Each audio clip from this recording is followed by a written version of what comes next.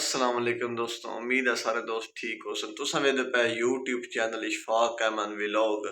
आज तुहानू गल सुनानी है, एक बंदे दी दो धियां न, एक थोड़ी सौखे घरा था ते एक पूरे जे घरा था।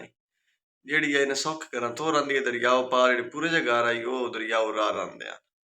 उस आखे पहल दरियाओ पार आली थवेना तो वापसी आती थवी हुई उस वो पहल तो गया ते आधा दी सुनाओ खैर खरीत है, माल डंगर ठीक है। वादी अब्बा जी अल्लाह का शुक्र है, तुस अपनी सुनाओ और सारा जी गल ठीक आन। उस भी सारा हाल वाला पुछया पिछलियां दा, अब्बा दा ठीक है। वो आदा आदि अद्धी बाबा जी हुण दुआ करो बारिश हो जाए तो तां रांदे नहीं तो उजड़दे हैं। उस आखे होती किवें? उस आखे फसल इत्थे जाइयां दी हैं, 1.5 महीने हो गए ता बारिश होई कोई नहीं। बाबा दा चंगा दी रानी मैं वेना दूजी निक्की बहनू थे तेरी ते रहना इत्थे मैं निकलदा।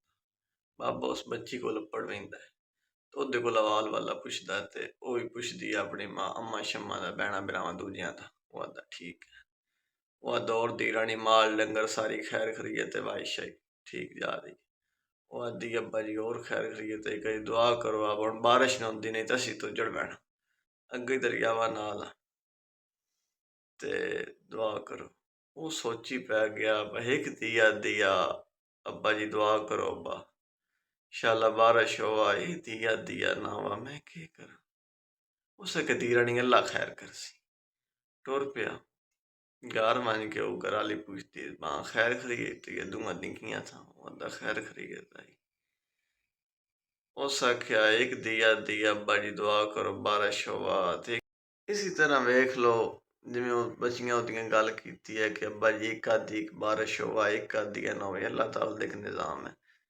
वेख लो तुस दो घरां दी गैर लड़ाई तुस एक ही ना लो वही तो एक साइड एक पासा लगा वैसी हुण बाबे सोचया मैं अगर आखन या अल्लाह बारिश होवा ते जेड़ी मेरे पूरा जे दी है घर और ना निमाणे दा नुकसान होवे सी उजड़ वैसन तो वाती बस दिया ना नवी होवा तो कोई नहीं खैर है।